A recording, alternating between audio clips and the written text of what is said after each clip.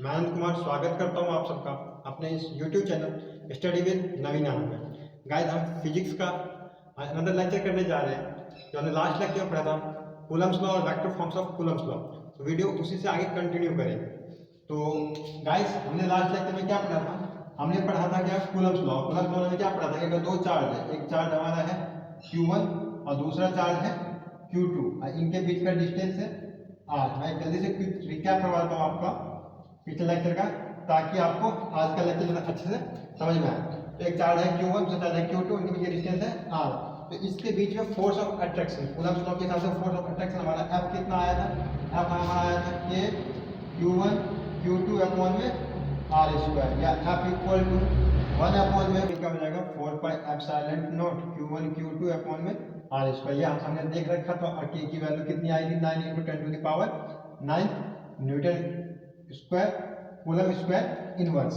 और इन vector form में बात करें, वेक्टर फॉर्म में हमने क्या देखा था? अगर ये Q1 Q2 अगर सेम नेचर का है तो ये Q1 है, अगर ये Q1 है और ये Q2 है, सेम नेचर का, तो इसको ये रिपल करेगा किसके साथ? तो force on second due to 1 F21 के साथ। और ये Q2 इसको रिपल करेगा किसके साथ? तो force on first due to second charge F12 के साथ। और ये F12 किसके इक्वल हमारा आया था? तो ये F12 आया था K Q1 Q2 अपॉन में R की क्यूब R21, या R21 क्या है? रेडियस वेक्टर है। R21 का मतलब क्या हुआ? एक देखिए, R21 का मतलब हुआ 2 से 1 की तरफ। तो क्योंकि R21 का डायरेक्शन इधर है, उधर ही क्या होगा? F12 का डायरेक्शन होगा, किधर होगा? इधर की तरफ। तो R21 का डायरेक्शन है, तो ये R21 आपको डायरेक्शन शो करता है। ये हमने पिछले वीडियो में किया हुआ था, ये हमने पिछले वीडियो में किया हुआ था। तो ठीक है, इतना याद रखिए। अब हम आते हैं कुछ इसकी प्रॉपर्टीज के बारे में, कुछ इंपॉर्टेंट पॉइंट्स के बारे में। कूलम्ब्स लॉ, एक vector form of Coulomb's law के कुछ इंपॉर्टेंट पॉइंट्स के बारे में। तो नेक्स्ट टॉपिक क्या है? इंपॉर्टेंट पॉइंट, इंपॉर्टेंट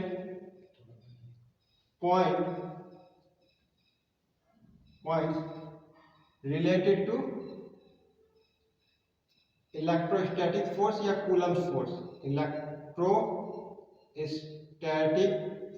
फोर्स, और कह सकते हो आप कूलम्ब फोर्स, कूलम्ब्स फोर्स। तो सबसे पहला पॉइंट देखो, तो सबसे पहले पॉइंट ये क्या कह रहा है कि ये फोर्स क्या होता है? R के स्क्वायर का इनवर्सली प्रोपोर्शनल होता है। तो हम कह सकते हैं इलेक्ट्रोस्टैटिक या F is inversely proportional to R होता है। It means the force is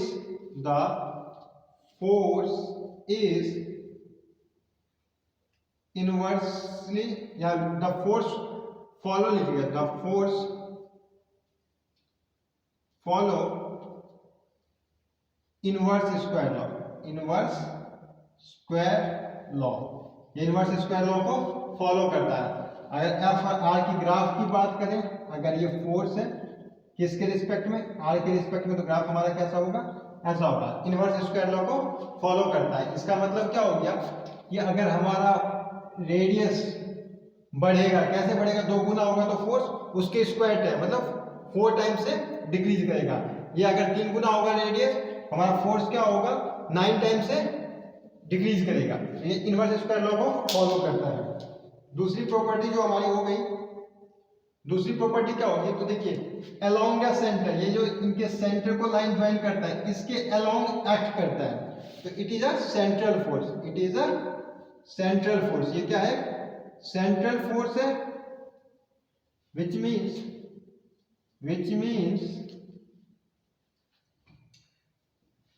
means it acts along the line joining the center of two charge। तीसरा क्या होगा?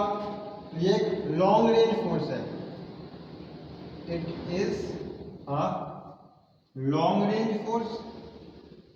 लॉन्ग रेंज फोर्स है मतलब ये दूर दूर डिस्टेंस पे भी काम करता है।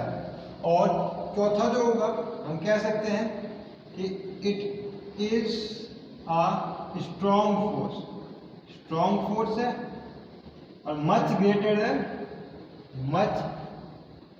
Then gravitational force, gravitational force से मच ग्रेटर होता है। मतलब एफ ई जो होगा वो बहुत ज़्यादा होता है किससे, एफ जी से। क्लियर है? एफ ई जो होगा वो एफ जी से बहुत ज़्यादा होगा।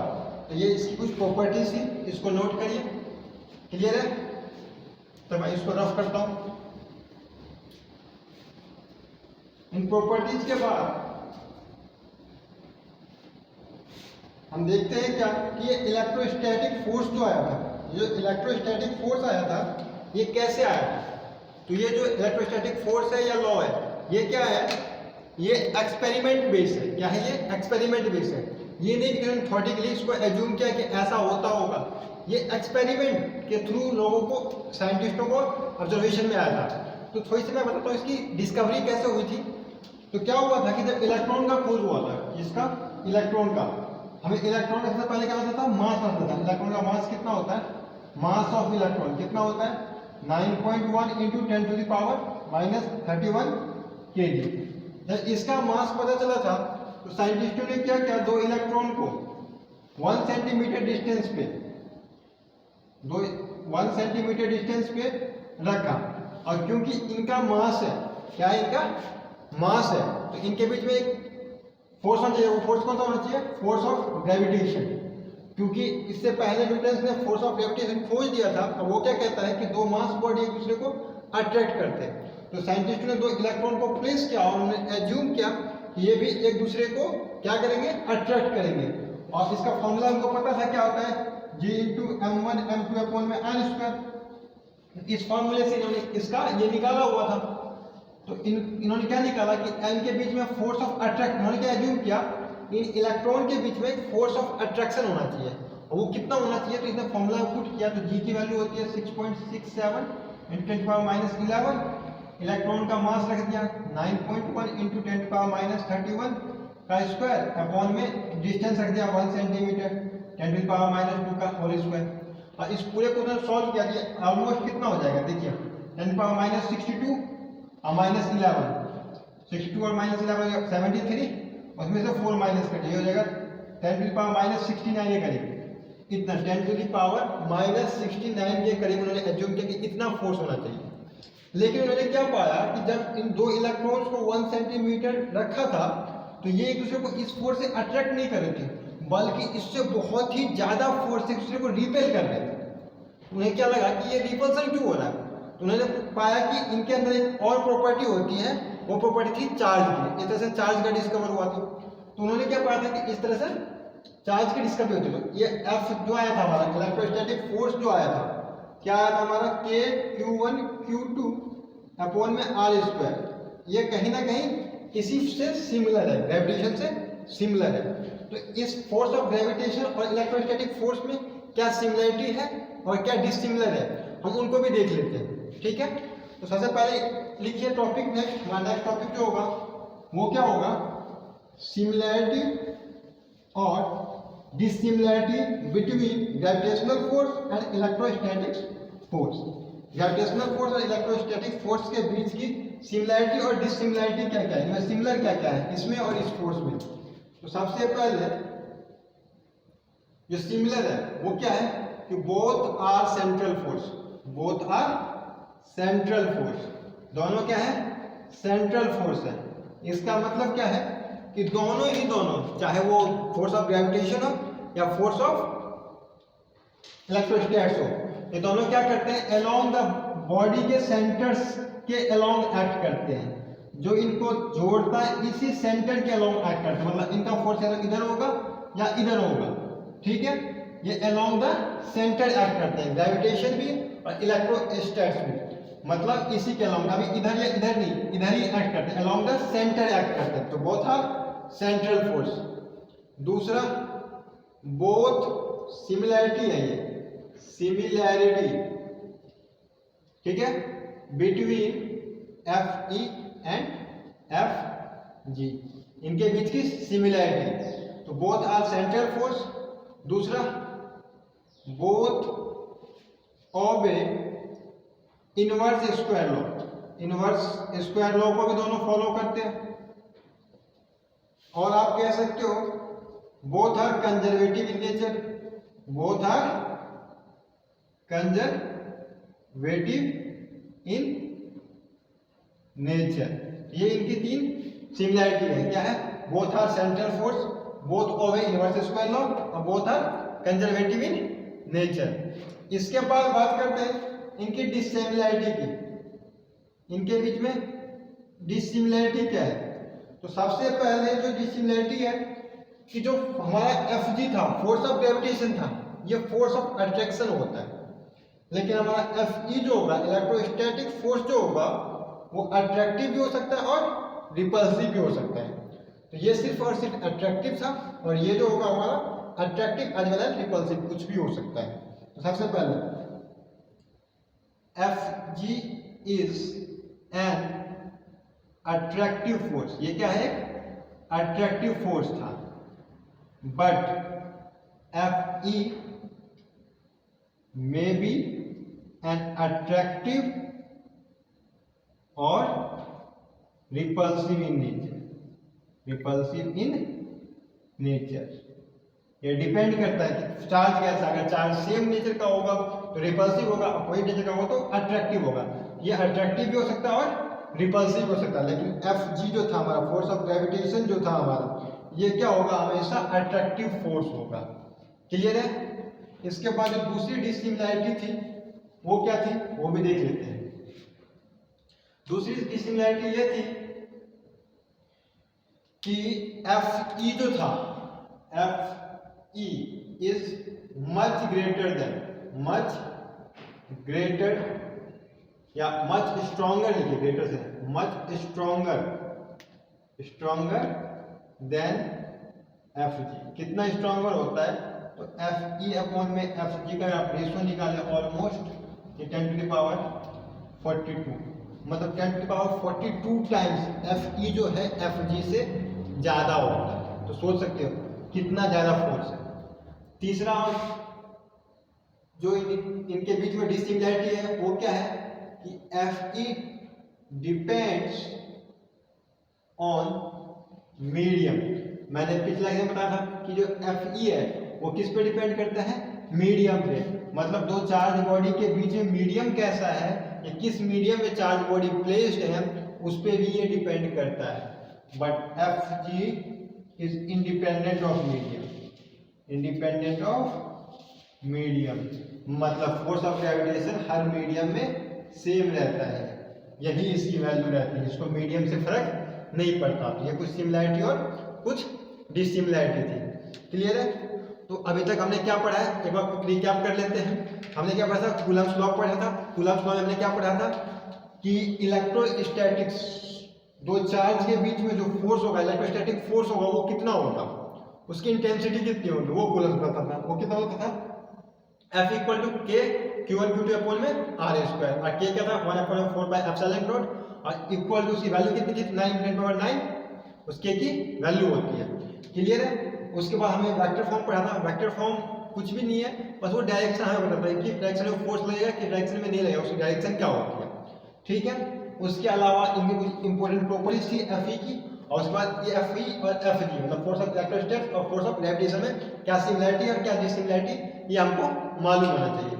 ठीक है? इतना आप सब नोट कर लीजिए, उसके बाद आगे बढ़ते हैं। इतना नोट कर लीजिए। अब जो हमारा नेक्स्ट टॉपिक होगा इसके बाद वो क्या होगा, चलिए नेक्स्ट टॉपिक पढ़ने से पहले कुछ हम न्यूमेरिकल्स करते हैं। और न्यूमेरिकल्स क्या होगा, तो बिल्कुल बेसिक्स न्यूमेरिकल से मैं स्टार्ट करता हूँ। तो एक न्यूमेरिकल्स करिए। If an electron and proton are separated by a distance of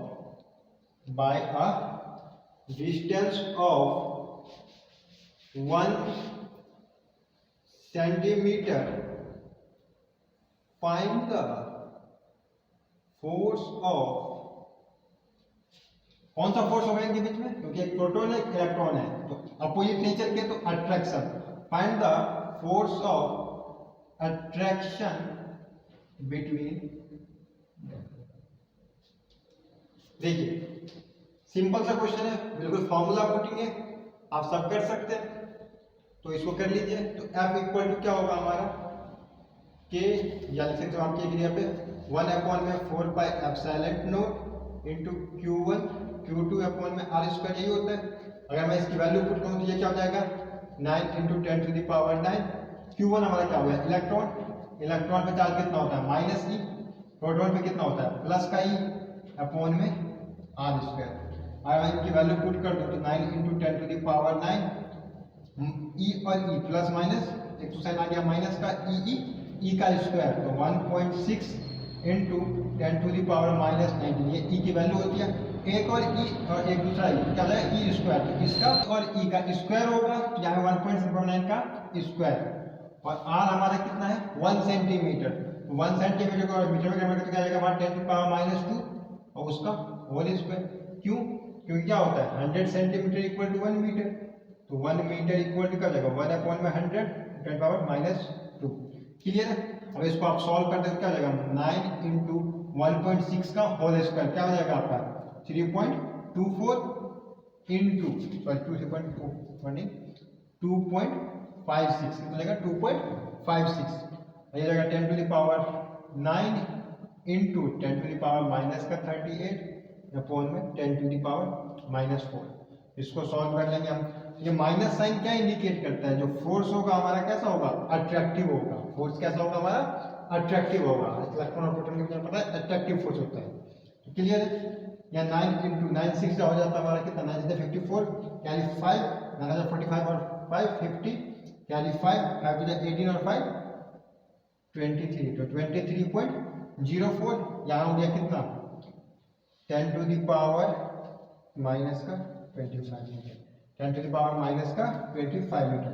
38 इसमें से 4 माइनस होगा 34 में से 9 गया तो माइनस का 25, तो फोर्स ऑफ कितना हो गया attraction 23.04 10 to power minus 25 newton, या इसको 2.304 into 10 to the power minus 24 Newton.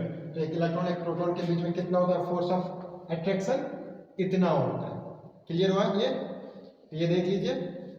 इसके बाद हम एक सेकंड क्वेश्चन देखते हैं। सेकंड क्वेश्चन क्या है, एक बहुत ही सिंपल सा क्वेश्चन है। सेकंड क्या होगा आपका सेकंड क्वेश्चन, तो सेकंड क्वेश्चन को देखें। तो सेकंड क्वेश्चन आपका क्या है, the force of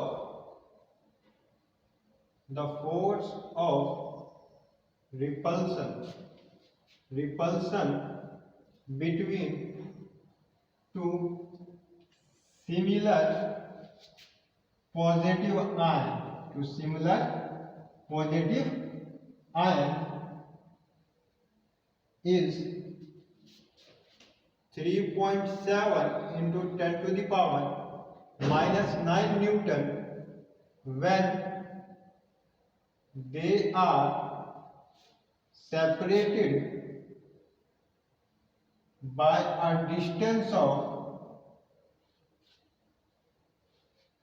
5 Armstrong.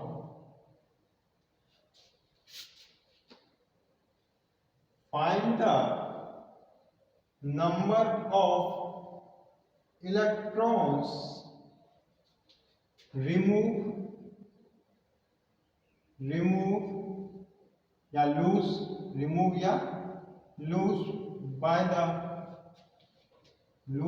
to form the ions। देखिए सिंपल सा क्वेश्चन है, और इसने क्या किया है थोड़ा सा क्वेश्चन में एक नई चीज को ऐड कर दिया। तो क्वेश्चन को सबसे पहले हमें समझने की जरूरत है। क्या कह रहा था, force of repulsion between two positive ions is इतना। फोर्स ऑफ रिपल्सन हमें दे दिया, मतलब हमें एफ ई दे दिया है, और क्या दे दिया हमें, इनके बीच का डिस्टेंस दे दिया है, और क्या दे दिया हमें, आर दे दिया है। और पूछ क्या रहा है कि इलेक्ट्रॉन्स बताओ कि यह जब आयंस बना है, तो आयंस कब बनता है कोई भी चीज, जब वो पॉजिटिव आयंस है तो इलेक्ट्रॉन लूज क्या होगा, और नेगेटिव होता क्या होता है, इलेक्ट्रॉन गेन करता है। पॉजिटिव आयंस बना है तो इलेक्ट्रॉन लूज किया, तो आयंस बनने के लिए कितने इलेक्ट्रॉन लूज किया है, ये हमें इलेक्ट्रॉन निकालना है। तो इलेक्ट्रॉन कितना लूज किया है उसको जानने के लिए हमें क्या पता होना चाहिए कि हमारे पास चार्ज कितना है, और उसको क्या करेंगे, उस चार्ज को हम एक इलेक्ट्रॉन के चार्ज से डिवाइड कर देंगे, हमें नंबर ऑफ इलेक्ट्रॉन्स का पता चल जाएगा। तो सबसे पहले हमें चार्ज पता करना है, हमारे पास एफ है और आर है, तो हम क्या इससे कर सकते हैं, एफ ई के फॉर्मूले से हम यहाँ से क्यू निकाल सकते हैं। चार्ज दोनों है तो मान लेते हैं कि Q1 equal to Q2 equal to Q। Charge कैसा है, सिमिलर चार्ज है, तो Q1 Q2 हम Q मान लेते हैं। तो एफ ई इक्वल टू हमारा क्या होता है, K into Q1 Q2 upon में आर स्क्वायर, हमारा फॉर्मूला हो गया। मैं वैल्यू पुट करूँ तो क्या हो जाएगा, 3.7 into 10 to the power minus 9 into 9 into 10 to the power 9, Q1 Q2 equal to Q का स्क्वायर, और R कितना है 5 आर्मस्ट्रॉन्ग, 5 आर्मस्ट्रॉन्ग मतलब 10 टू पावर माइनस 10 का होल स्क्वायर। तो हमारा इसको मैं सॉल्व करूँ तो क्यू स्क्वायर इक्वल टू हमारा क्या हो जाएगा, 3.7 into 10 to the power minus 9, ये क्या हो जाएगा, ऊपर चला जाएगा इसके मल्टीप्लाई में, तो 5 का square 25, 10 to the power minus 2 का स्क्वायर क्या हो जाएगा, माइनस का 20 अपॉन में 9 into 10 to the power 9।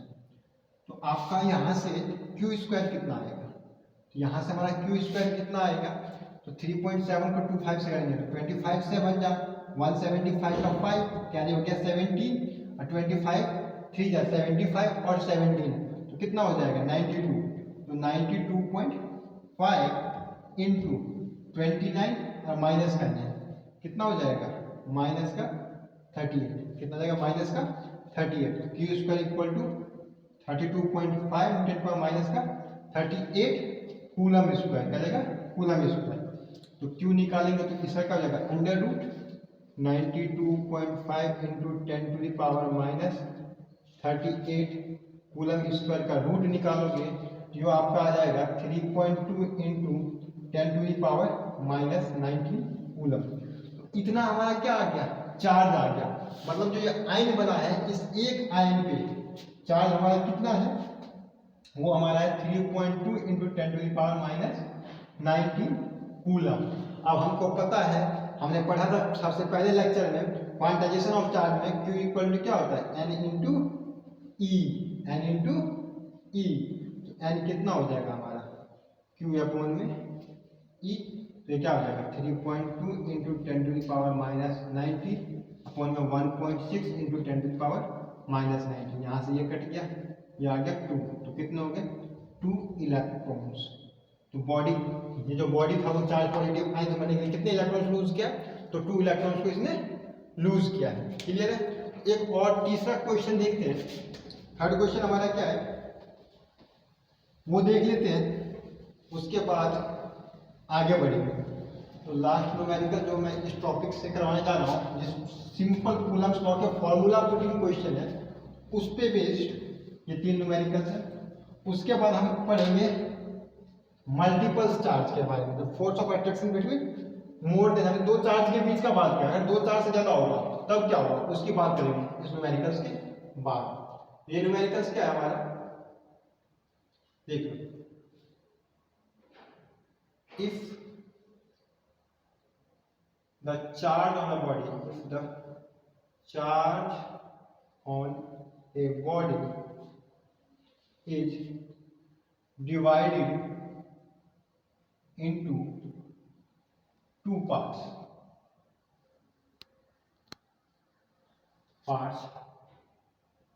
is placed at a certain distance so that the force of repulsion between them is maximum. Find the charge on each body. बहुत अच्छा question है ये, बोर्ड के लिए भी और जेई पॉइंट ऑफ व्यू से भी आप देख सकते हो इसको। क्या कह रहा है कि एक बॉडी है, मान लो ये हमारा एक बॉडी है, इस पे कोई भी चार्ज है क्यू। अब इस क्यू चार्ज को डिवाइड कर दिया, डिस्ट्रीब्यूट कर दिया दो अलग अलग चार्ज। एक पे मान लो हमारा चार्ज हो गया x, तो दूसरे पे हमारा कितना हो जाएगा, तो टोटल q था, इसी को मैंने डिवाइड कर, एक पे x हो गया, दूसरे पे क्या हो जाएगा हमारा q माइनस x। अब इन दोनों चार्ज को अलग अलग प्लेस कर दिया गया है। ये मान लो हमारा क्या था, q था, और ये हो गया हमारा q माइनस x। इसको प्लेस कर दिया गया कुछ सर्टेन डिस्टेंस से। आपको डिस्टेंस नहीं मालूम, हमने मान लिया कितने डिस्टेंस से, r डिस्टेंस से। कितने डिस्टेंस से सेपरेट कर दिया इनको, r डिस्टेंस। अब क्या कह रहा है कि इनके बीच जो फोर्स ऑफ अट्रैक्शन होगा, सॉरी फोर्स ऑफ रिपल्सन होगा, क्योंकि ये चार्ज कैसे नेचर के होंगे, सेम नेचर के होंगे, तो फोर्स ऑफ रिपल्सन है वो मैक्सिमम है। तो ये चार्ज कितना है, मतलब अगर हम x की वैल्यू निकाल लें तो ये चार्ज मिल जाएगा, इस पे x मतलब इतना, बाकी पे q माइनस x। हमें x निकालना है, तो हमें सबसे पहले f कितना होगा, f इक्वल टू हो जाएगा हमारा k q1 q2 अपॉन में r स्क्वायर। मैं बार बार फॉर्मूला लिखता हूँ ताकि आपको ये फॉर्मूला टिप्स पे होनी चाहिए। अगर मैं इसमें k की वैल्यू पुट करूँ तो k को ऐसे ही छोड़ देता हूँ, तो f इक्वल टू मेरा क्या हो जाएगा, k q1 मेरा कितना है, ये मैंने गलत लिखा आपका, सॉरी, यहाँ पे आपका आएगा x, पहला चार्ज बॉडी कितना है x, दूसरा कितना है q माइनस x। तो q1 हमारा कितना हो गया x, q2 मेरा कितना हो गया q माइनस x, इनके बीच का डिस्टेंस हो गया r स्क्वायर।